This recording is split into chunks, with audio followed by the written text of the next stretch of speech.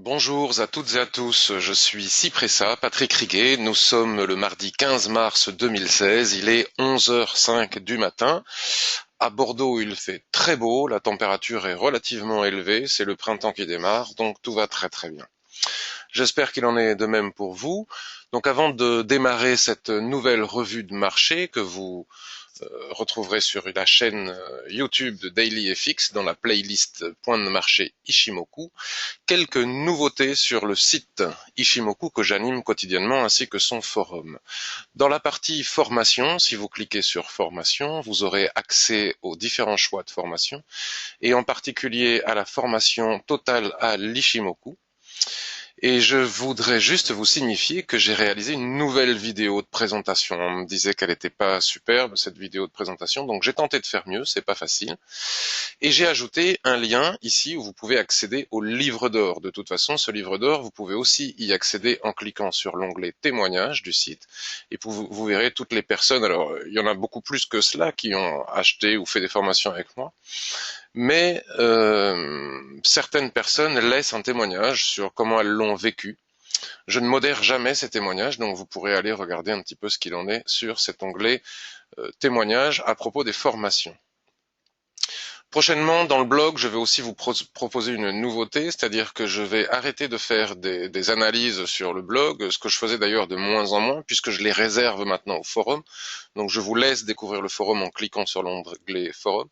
Et une fois par semaine, alors il y en aura peut-être d'autres aussi, hein, mais je publierai un nouveau billet sur le blog en forme de journal un petit peu, où il n'y aura pas que des informations concernant l'Ishimoku et mes activités de trading, mais aussi d'autres ressources, des articles économiques de d'autres auteurs, même si ça parle d'autres systèmes de trading.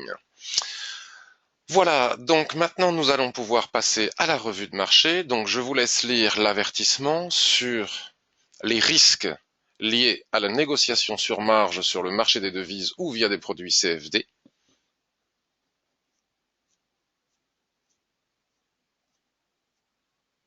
Très important de le lire très attentivement. Voilà, je pense que c'est fait et nous allons pouvoir passer à la revue de marché. Donc, ce que j'ai très envie de faire, c'est de revenir un petit peu sur les plans de trading que j'avais construits lors de la revue de marché que j'ai enregistrée en direct, en public, en live mardi dernier. Vous étiez très nombreux. Il y a aussi beaucoup de vues sur Twitter, sur YouTube. Je vous remercie beaucoup. Puisque c'est bien d'avoir une sorte de suivi, parce que sinon ça n'a pas une grande utilité. Quand on fait des plans de trading, il est intéressant de voir ce qu'il est advenu de ces plans de trading. Donc nous attendions la BCE qui avait suscité beaucoup de désir, d'envie parmi les intervenants sur le marché. Et finalement, il y a eu beaucoup de mouvements intraday, beaucoup de bruit intraday, mais il ne s'est pas passé grand-chose au niveau de notre plan de trading. C'est-à-dire qu'il s'est rien passé. Il y a eu des mouvements de plus de 200 pips en intraday, mais à l'arrivée, il ne s'est rien passé. Sur le graphique hebdomadaire, on peut constater, donc pour avoir une analyse plus profonde, plus complète, je vous laisse revoir la revue de marché de mardi dernier. Il suffit de regarder dans la liste, dans la playlist Point de marché Ishimoku sur la chaîne YouTube de DailyFX. Elles sont numérotées par date, etc. Donc il suffit de regarder la précédente pour mieux comprendre si vous n'aviez pas suivi celle de mardi dernier en public. Donc celle-ci, elle n'est pas enregistrée en public, j'ai pas eu le temps de m'organiser, donc vous la retrouverez en différé sur YouTube, mais les plans de trading restent les plans de trading, que ce soit en direct ou pas. Donc la paire, les prix sont toujours encadrés dans cette immense dérive latérale qui dure depuis maintenant très longtemps. Et puis nous avions dit mardi dernier que si l'on cassait comme ça on peut faire un triangle, vous voyez, si on prend les plus bas, on peut faire un triangle dans les deux sens. Il n'y avait pas beaucoup d'opportunités, selon moi, haussières dans le sens où Shikuspan, qui est le filtre du système Ishimoku, là où je suis en train de faire des petits ronds, et vous voyez comment elle a buté sur le chandelier, hein, tout fait obstacle à Shikuspan. Hein, lorsque vous suivez mes formations, vous connaissez ça par cœur. On peut même tracer une ligne de tendance. Regardez comme sur la ligne de tendance, Shikuspan n'arrive pas à passer ni à la baisse ni à l'achat. Mais enfin, si on avait des signaux de baisse, il y avait quand même beaucoup plus d'espace pour trader au niveau de la Shikuspan que pour les signaux d'achat. Bon, de toute façon, il s'est rien passé, puisque pour pouvoir atteindre le haut de cette grande dérive latérale, il faudrait casser déjà les 1,1245. Donc éventuellement en intraday, si on casse la ligne de tendance du triangle qu'il y a ici, on pourrait aller chercher le haut de ce rectangle à 1,1238, puis on cite un peu plus. Mais je continue à privilégier les scénarios baissiers tant qu'il n'y a pas de signaux haussiers, dans le sens où c'est beaucoup plus simple, il y a beaucoup moins d'obstacles, aussi bien pour les prix que pour Chikuspan. La question est de savoir si nous avons ici un double bottom euh, qui renverrait éventuellement les prix vers le haut pour aller chercher de nouveau plus haut, mais pour le moment c'est vraiment pas fait. Donc tant que ce n'est pas fait, on ne peut pas valider cette figure éventuellement chartiste de double bottom. Donc on peut constater aussi que les 1,0861 et puis les 1,08 qui sont ici, vous voyez, si on trace une deuxième ligne ici, nous avons les 1,0850 là maintenant qui tiennent depuis maintenant quelques semaines, hein, malgré la BCE, il y a eu des mèches comme ça sur les 1,0850, mais les 1,08 qui sont un support intermédiaire dans cette grande dérive latérale n'ont pas été franchis depuis maintenant le 5 décembre 2015. Donc, vous voyez, c'est vraiment un seuil majeur. Et à mon avis, si on vient chercher ce seuil majeur et qu'on le casse, on attend le pullback, le plan de trading reste identiquement le même que mardi dernier pour aller chercher de nouveau les plus bas ici à 1,06. J'ai pas beaucoup plus à dire pour le moment. On pourrait regarder ce qui se passe si on casse ici le niveau de plat Kijun qui est ici. Alors attendez, parce que j'ai mal déplacé ma ligne. Donc je répète, hein, pour avoir une analyse beaucoup plus complète et beaucoup plus précise, puisqu'on l'a faite mardi dernier, revenez voir la revue de marché de mardi dernier. Donc on va aller regarder sur le daily. Bon, là, le daily, vous voyez, on est dans le range du range, hein, c'est ce que je vous disais mardi dernier. Nous avons toujours notre ligne de tendance ici. On peut dessiner le triangle ici, je le fais pas. Mais donc, si on casse ici à ce niveau-là les 1,1232, on peut venir chercher après pullback, on peut venir chercher ici les 1,1440, c'est-à-dire le plan de trading haussier, mais qui a moins d'attrait pour moi que le baissier dans le sens où il y a plus d'obstacles pour Chikou sur le weekly. Et de la même manière que si on venait à casser ici cette ligne, bon mais je vais quand même la dessiner. Voilà. Il faut bien attendre que Chikuspan casse aussi elle-même cette ligne, donc rien à faire ici au milieu du guet, au milieu du range.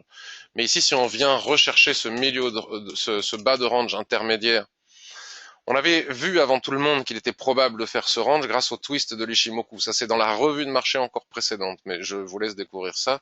C'est les règles de l'Ishimoku. Donc, ces revues de marché ne sont pas des cours sur l'Ishimoku, hein. Bien évidemment, il faut connaître, ou alors peut-être que ça donne envie de découvrir mieux l'Ishimoku, mais je ne peux pas donner un cours sur l'Ishimoku en si peu de temps. Donc je continue de penser que si on casse les 1,08, ce serait vraiment un signal baissier très sympa pour venir chercher 200 points ici. Puis si on casse à la hausse ici les 1,1241, il faut se méfier quand même, hein, parce qu'on avait des plus hauts ici. On a 200 pips à l'achat ici. De la même manière que si on vient faire un soulèvement ici, c'est-à-dire une mèche haute accompagnée de volume ici, on pourrait revendre pour aller chercher la zone d'équilibre de ce range. Et si on vient faire de nouvelles mèches basses comme il y a eu ici accompagnées de volume, on peut acheter pour aller chercher l'équilibre du range puis le haut du range. Donc il y a vraiment plusieurs choses à faire sur l'euro USD. Il faut être patient. Pour le moment, on n'a ni le soulèvement au-dessus de ce range, ni le ressaut au-dessus de ce range, ni la cassure du range pour aller chercher après pullback le haut de la grande dérive latérale weekly, ni la cassure du bas du range ici à 1,0788, 90 pour aller chercher le bas. Donc il suffit d'attendre. Bon, évidemment, les scalpers, etc., les traders de très très court terme ont peut-être des choses à faire sur les graphiques de très court terme, mais pour le moment, ce n'est pas notre objectif. Cependant, pour les traders de très court terme, vous voyez, il suffit de tracer les lignes ici. Là, on a probablement un retracement sur la zone des indices 83.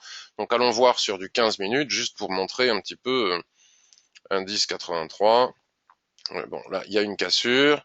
Il y a une cassure, si on revient chercher le plat qui jaune ici, probablement on redescendra pour chercher d'autres niveaux plus bas. Mais ça, c'est une autre histoire, puisque là, je suis pas en train du tout de préparer un plan de trading de très très court terme. On en verra un autre tout à l'heure. Donc, on va retourner voir aussi l'AUD-USD, parce qu'il faisait aussi partie de nos plans de trading. Souvenez-vous, j'avais dit que si on revenait chercher cette ligne de tendance et qu'on établissait ici un troisième point de contact, on pourrait la valider, hein, d'autant plus que regardez, le nuage est parfaitement baissier, mais que pour le moment, nous avions un petit peu comme Euro-USD ici des signaux de retournement. Alors est-ce que c'est des bottoms? Encore une fois, chartiste, je ne sais pas, je ne suis pas chartiste. En tout cas, ce que je vois et dont je suis certain, c'est que double bottom ou pas, tant que nous avons ici un plat qui jaune, là, ici, vous voyez, j'ai mis une droite sur ce plat qui jaune qui est ici. Je vais la déplacer pour que vous le voyez bien. Vous voyez, un plat qui jaune ici, aligné à un plat SSB ici. C'est un niveau de résistance.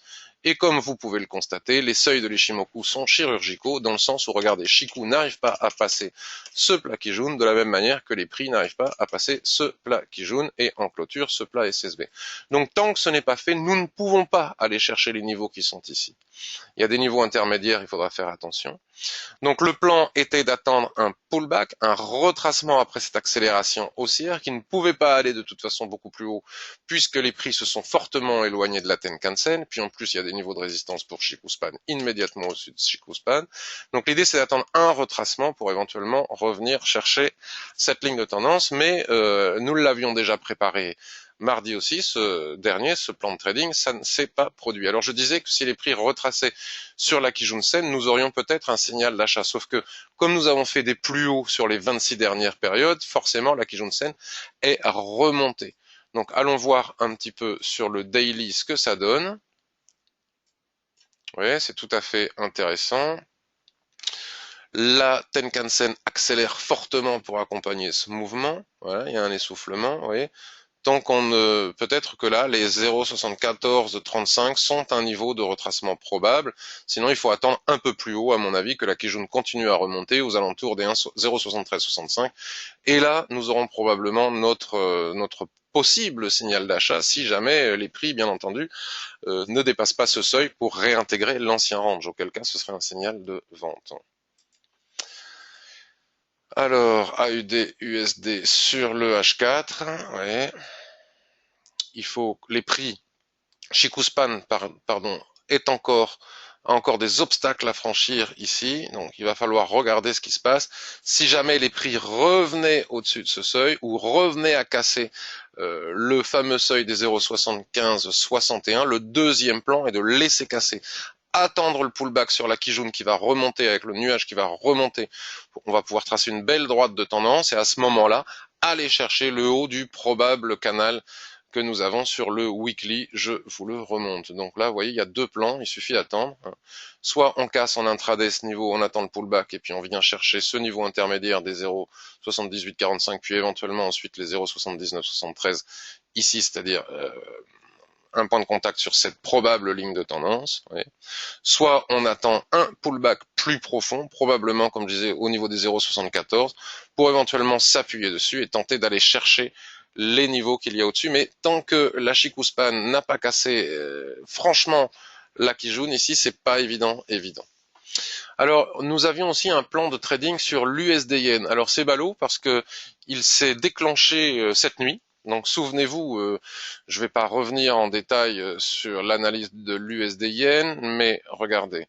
Nous avions fait ce plan mardi dernier, nous avions déterminé ici qu'il y avait eu une cassure de la figure de retournement chartiste, et tac, qu'il était probable qu'on ait un pullback, parce que regardez comme la Tenkan est restée droite, comme ça et la Kijun-sen aussi, et nous avions établi plusieurs scénarios, soit un plan de trading range, celui qui s'est produit cette nuit, soit en cas de cassure, attendre un pullback et revenir chercher au minimum la SSB ici à 115,56 en intraday, voire le plat Tenkan et les 117,19, c'est-à-dire la borne basse de l'ancienne dérive que nous avions sur le weekly.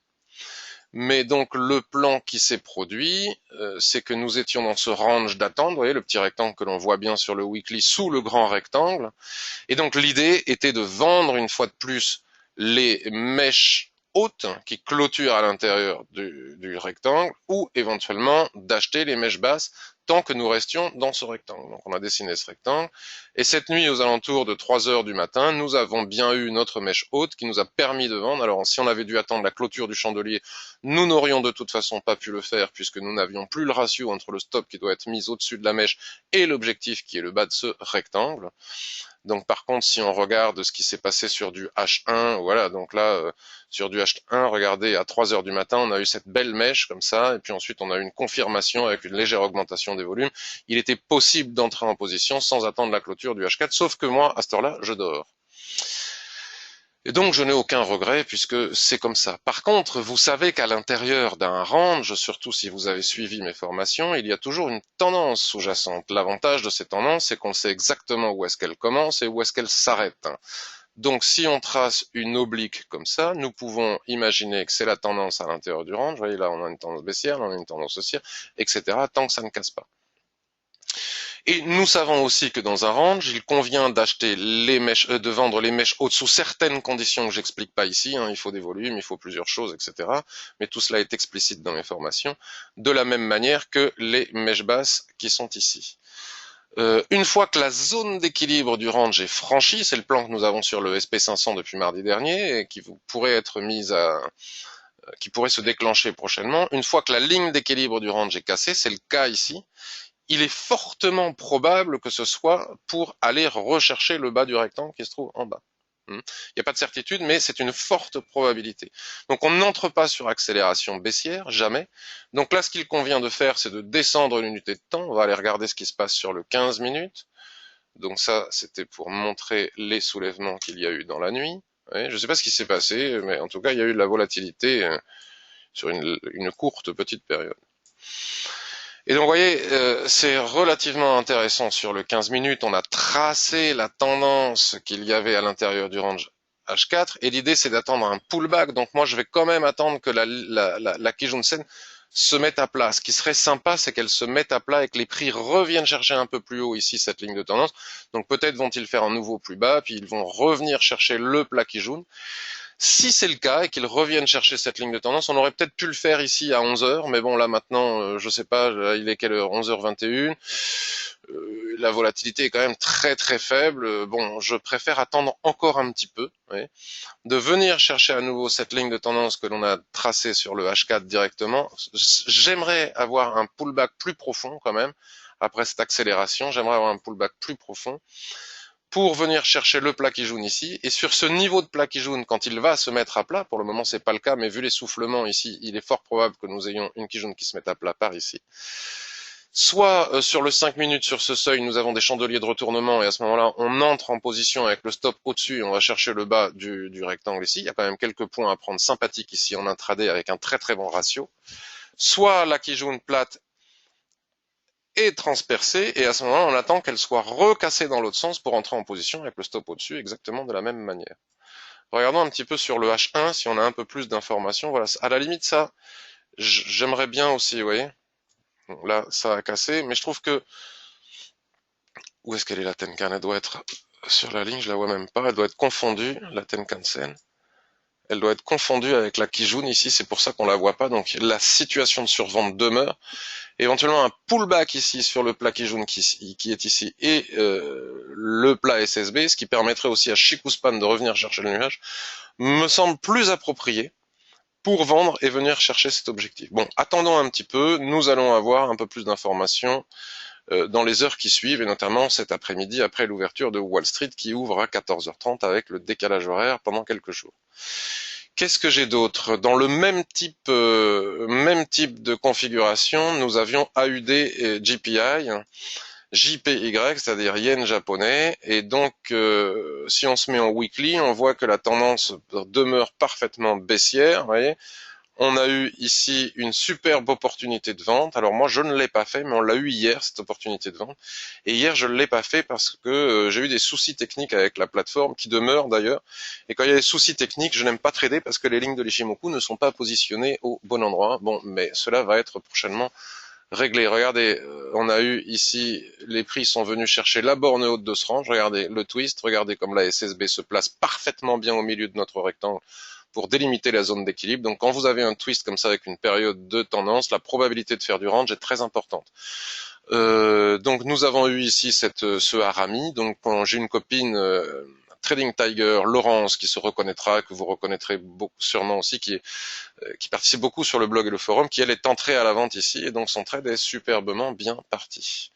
Un petit peu comme USD Yen. Donc si on se met en H4, c'était encore plus joli. Regardez le range H4. Donc ce que je vous disais, c'est que dans un range, à partir du moment où on est capable de faire la différence entre un range et une tendance, et avec Ishimoku c'est très facile grâce au nuage, hein, je vous explique ça sur le blog gratuitement dans les tutos, mais aussi dans les formations. Nous avons des tendances sous-jacentes et l'avantage c'est qu'on sait exactement où est-ce qu'elles commencent et où est-ce qu'elles se terminent. Vous voyez, les gens qui achètent ici, ils n'ont pas compris que nous étions bornés par un range. Donc ici nous avons eu une magnifique étoile du soir doji avec un avalement ici, donc un superbe signal, et donc Trading Tiger est rentrée probablement ici à 85,59, mais elle habite en Australie, donc c'est plus facile à jouer que pour nous à 6 heures du matin.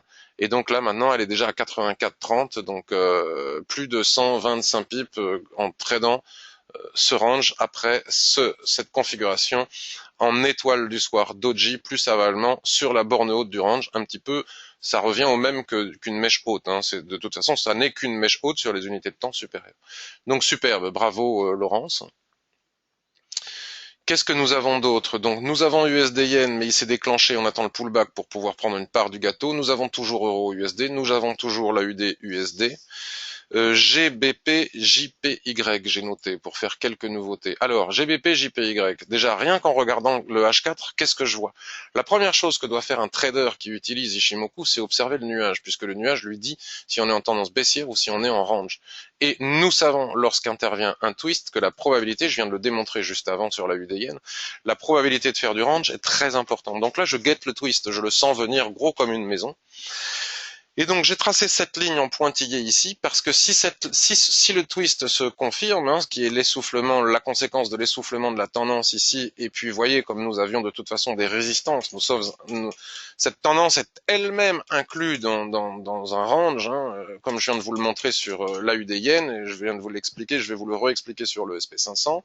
Donc vous regardez sur les unités de temps supérieures et vous verrez qu'ici nous sommes incrustés dans un grand range. Donc la tendance, malgré le Marubozu, elle n'a rien fait d'autre que d'aller taper la borne haute du range et donc elle repart par le bas. C'est classique. Mais comme nous l'avons vu aussi sur l'euro USD, il arrive parfois que nous ayons des boîtes dans des boîtes dans des boîtes et ça c'est très fréquent lorsque on attend des événements statistiques économiques importants et notamment la Fed demain. Après la BCE, le bal continue, nous avons la Fed demain. Donc il va falloir faire très attention et bien évidemment tout ce que je suis en train de dire aujourd'hui risque d'être annulé, bouleversé avec la Fed et peut-être que la meilleure stratégie de trading continue à être en attente. Quand on fait du trading, on peut faire, comme on le voit sur les réseaux sociaux, de l'over-trading, trader tout azimut et espérer de gagner de l'argent par ce biais, c'est possible, il y en a qui y arrivent et ils sont très forts, mais la plupart d'entre nous qui faisons ça perdons notre argent. Il y a des périodes favorables en trading où il y a une multitude de signaux qui sont relativement courtes, puis il y a des périodes où il faut savoir attendre que les signaux se produisent. Il n'est pas nécessaire de faire 52 trades par mois pour gagner de l'argent. Avec 4 trades intraday par mois, on peut gagner largement faire fructifier son capital et faire des plus-values supérieures à 5% mensuels, voire davantage, avec très peu de trades. Il suffit d'avoir la patience d'attendre que le bon signal se produise, plutôt que de faire n'importe quoi. Et pour cela, il faut de l'expérience et savoir reconnaître les périodes favorables. Donc pour le moment, je ne considère pas que nous soyons dans une période favorable. J'attends, parce que je sais par expérience que les plans de trading que je prépare vont finir par se déclencher. Si c'est pas l'euro USD, ça sera l'USD Yen. Si c'est pas lui, ce sera un autre. Si c'est pas lui, ce sera un autre. Il suffira qu'on en prenne un pour faire une plus-value de 3%, voilà, de 4%, en fonction. Si c'est du range, c'est très rentable parce que les ratios sont énormes. Donc voilà, ça c'était pour la petite histoire. Donc si nous avons un essoufflement de la tendance, donc forcément la SSA risque de croiser la SSB et visuellement nous indiquer une forte probabilité d'entrer en range. Donc c'est ce que je surveille, parce que regardez cette ancienne ligne de tendance, Chikou va sans doute venir se fracasser dessus. Et ici, nous pourrions avoir la fameuse borne basse de notre range. Donc si nous avons une configuration chandelier de retournement, ou mieux encore, une mèche basse avec des volumes et le chandelier qui clôture à l'intérieur, j'entrerai long avec un stop dessous pour retourner chercher au minimum la zone d'équilibre, puis le haut de cette dérive latérale. Donc voilà encore un nouveau plan de trading qui vient de s'offrir à moi. Il suffit d'attendre de voir s'il se déclenche ou pas. Donc on peut aussi mesurer la force d'un support en basculant sur les unités de temps inférieures et en sachant analyser, lire, interpréter les structures de chandeliers japonais qui vont se dessiner sur cette ligne. Si c'est des lignes de continuation, ben, on n'y va pas, le plan est annulé. Si c'est des lignes de retournement dès le M15 ou le H1, attention, pas avant une statistique et pas juste avant l'ouverture de Wall Street, à ce moment-là, on a la possibilité d'entrer en position sans même attendre la clôture du H4, mais cela comporte des risques et il y a des règles à respecter. Qu'est-ce que j'ai d'autre? GBP Yen, AUD Yen, je l'ai montré. Donc on va revenir au SP500. Donc le SP500, souvenez-vous, mardi dernier, avant la BCE, les prix étaient sous la zone d'équilibre de cette grande dérive latérale. puisque nous assistons sur Twitter à un débat rigolo de gens qui se disputent pour savoir si on va aller casser de nouveau plus haut et qu'on va tout exploser à la hausse, ou si au contraire c'est la fin de l'amusement, si la fête est finie après une tendance fabuleuse que nous avons eue ces dernières années, et si nous allons entrer en inversion de tendance. Donc ces deux petits mondes se disputent, et donc nous on se dispute pas, nous savons qu'une tendance qui dure depuis, regardez je vous la montre, hein, elle est fabuleuse avec Kijun en appui, une tendance qui dure aussi depuis aussi longtemps, quoi qu'il arrive, sauf panique baissière, situation extraordinaire, on ne l'inverse pas comme ça du jour au lendemain. Donc il faut s'attendre à ce qu'il y ait une certaine période de dérive latérale, vous voyez, qui dure déjà depuis 2014, depuis fin 2014, avant de recasser par le haut pour reprendre le sens de la tendance, ou recasser par le bas pour inverser la tendance. Pour le moment, ça dérive latéralement. Et donc, comme je le disais tout à l'heure, on peut vendre les mèches hautes, on peut acheter les mèches basses. Regardez comme ce marteau était intéressant à acheter, hein, comment ça fonctionne bien le trading range. On ne fait rien au milieu du gué parce que sinon, nous pourrions être confrontés à des rotations partielles dans le range. Donc tout cela est déjà expliqué sur les tutos gratuits de mon site. Et en particulier, ça fait partie d'un chapitre total de la formation Total Aleshimoku. Une fois que la zone d'équilibre est cassée, nous en avons parlé sur USD-Yen et c'est valable pour toutes les unités de temps, une fois que la zone d'équilibre est cassée, donc on va prendre ce plat Kijun aligné à ce plat SSB ici, il est possible d'envisager de trader la tendance sous-jacente. C'est ce que nous avions prévu mardi dernier déjà. Donc regardez, la zone d'équilibre a été cassée, on laisse casser, on attend le pullback, et on va voir ici sur H4, qui est pile poil cette ligne noire, c'est la zone d'équilibre du range, comment s'appelle-t-il, du range weekly, vous voyez. Donc là, est-ce qu'il est possible de tracer une ligne? Bon, elle n'est pas, vous voyez, elle n'est pas parfaite, mais enfin, bon, on voit bien que c'est la tendance sous-jacente à l'intérieur du range. Donc on a cassé la zone d'équilibre, il faut venir voir ce qui va se passer ici. Et en fonction de ce qui va se passer ici, encore une fois avec des structures de chandeliers japonais, envisager d'acheter pour aller chercher le haut de notre rectangle qui se situe approximativement à 2100. Je regarde sur le daily si j'ai plus d'informations. Alors sur le daily, ce qui ne me plaît pas, c'est donc là le range, vous voyez, il a été cassé. Ce qui ne me plaît pas beaucoup, c'est l'écart qu'il y a entre la Tenkan-sen et la Kijun-sen, vous voyez, avec le nuage au milieu. Donc il faut faire attention à ce que le pullback ne soit pas plus profond. Mais enfin, regardez, la tendance est belle à l'intérieur du range. Regardez comme ce Marubozu a cassé la zone d'équilibre du range hebdomadaire. On se bloque ici. Ici, nous avons une petite configuration de retournement, mais les retournements ne nous indiquent pas d'objectif, nous disent juste qu'il est possible de prendre des bénéfices. Donc on va venir voir ici sur la Tenkan-sen qui correspond à la Kijun sur le H4. Ici, nous sommes sur le daily, si elle tient. Si elle tient, s'appuyer dessus pour aller chercher le haut du range. Si elle ne tient pas, on pourra se reposer des questions, parce que si les prix reviennent à casser la zone d'équilibre du range, nous pourrions être confrontés à une sorte de rotation partielle pour repartir par le bas. Enfin, on verra bien, mais j'y crois pas trop. De toute façon, il est totalement imprudent de prendre je ne sais quelle décision, puisque là, immédiatement, dans l'immédiat, puisque nous avons la Fed demain. Donc, va-t-elle remonter ses taux? Va-t-elle ne pas remonter ses taux? Il y a un consensus pour dire qu'elle ne va pas le faire tout de suite, mais enfin, vous savez, les consensus en trading, il faut s'en méfier. Donc, attendons de voir ce que va faire la Fed, et à ce moment-là, nous aurons ou pas notre point d'appui pour reprendre la tendance. Imaginons que la décision de la Fed aille dans le sens de notre analyse et qu'on ne soit pas rentré dedans par prudence. Ben, à ce moment-là, de toute manière, en attendant d'atteindre les 2100, à moins que ce soit fulgurant, hein, ça peut être fulgurant, à moins que ce soit fulgurant, nous aurons très probablement, on gagnera moins de points, mais les points, les pips, on s'en fiche. Ce qui est important, c'est le pourcentage de gain par rapport à notre stop, et on peut gagner autant d'argent avec peu de pips qu'avec beaucoup de pips en fonction du stop. À ce moment-là, nous aurons certainement la probabilité d'aller revenir chercher la ligne de tendance qui se dessine ici et la Kijun-sen pour reprendre ne serait-ce qu'une part du gâteau.